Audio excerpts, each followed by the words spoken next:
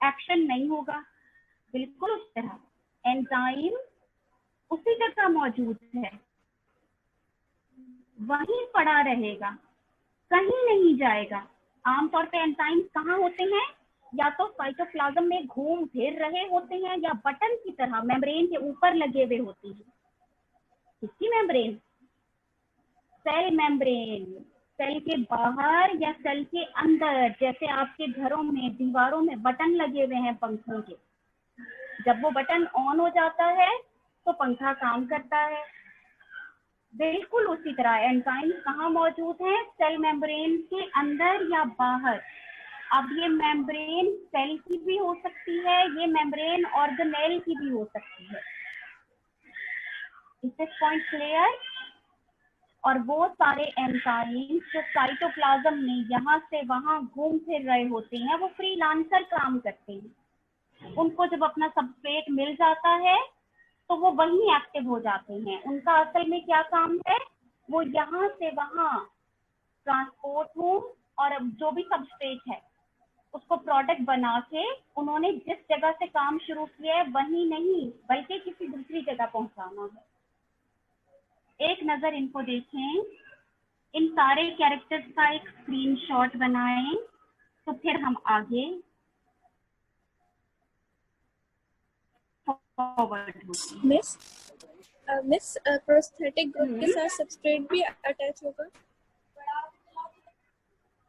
Substrate तो enzyme के साथ अटैच होता है, सबस्ट्रेट का तो प्रोस्थेटिक ग्रुप से कोई वास्ता ही नहीं है।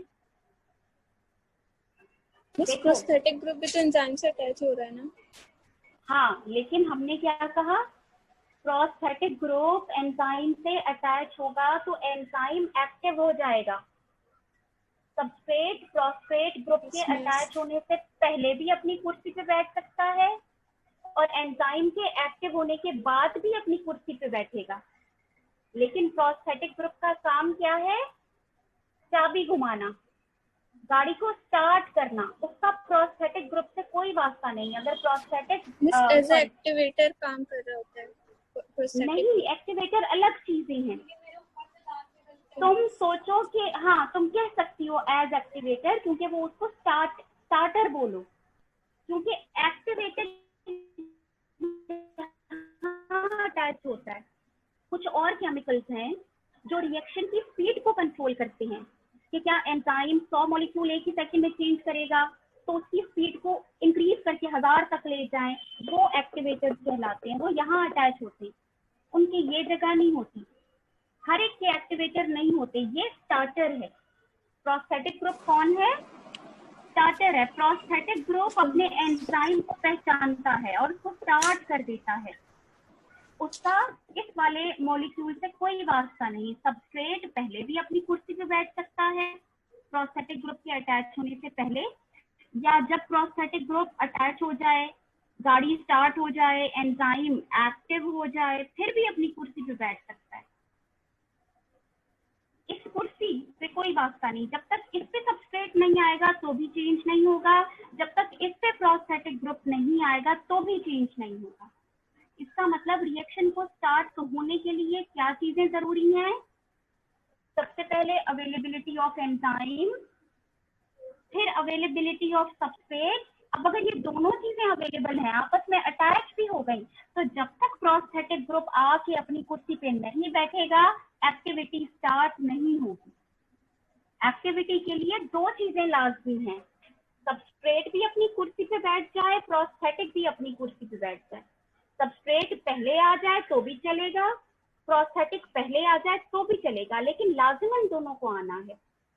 अगर इन दोनों में से कोई एक भी एब्सेंट होगा तो एक्टिविटी नहीं होगी। Prosthetic group is the starter. अगर ये कार्बन और हाइड्रोजन का बना हुआ है तो कोएंजाइम कहलाएगा। सारे vitamin are coenzyme, vitamin B1, B2, B3, vitamin C, vitamin A, D, E, K, ये सारे कोएंजाइम्स हैं।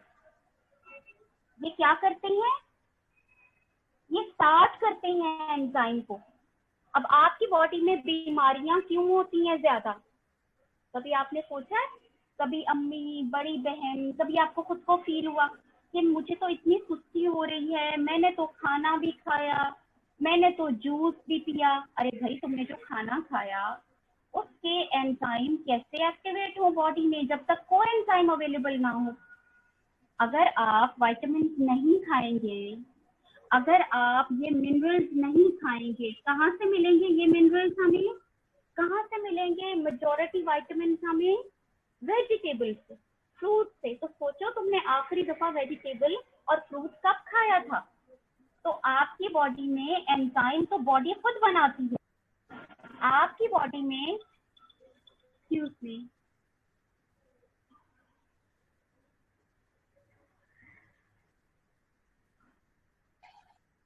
जी बेटा, अब बोलें क्या समझ आया? ये क्लास डिस्कनेक्ट होगी तो बच्चों सेकंड क्लास के लिए ज्वाइन कीजिएगा। अभी तक हमने पढ़ा एंजाइम कौन है। एंजाइम वो टीचर है जो मैं हूँ।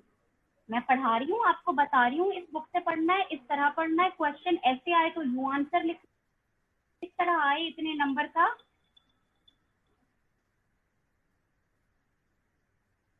ठीक है बच्चे। अच्छा, तो प्रोस्थेटिक ग्रुप कौन है? वो असिस्टेंट है जो लैब में मौजूद है। जब तक वो मुझे स्पेसिमेन निकाल के नहीं देगा, माइक्रोस्कोप्स निकाल के नहीं देगा, मैं प्रिपेयर कैसे करूंगी आपके प्रैक्टिकल के लिए?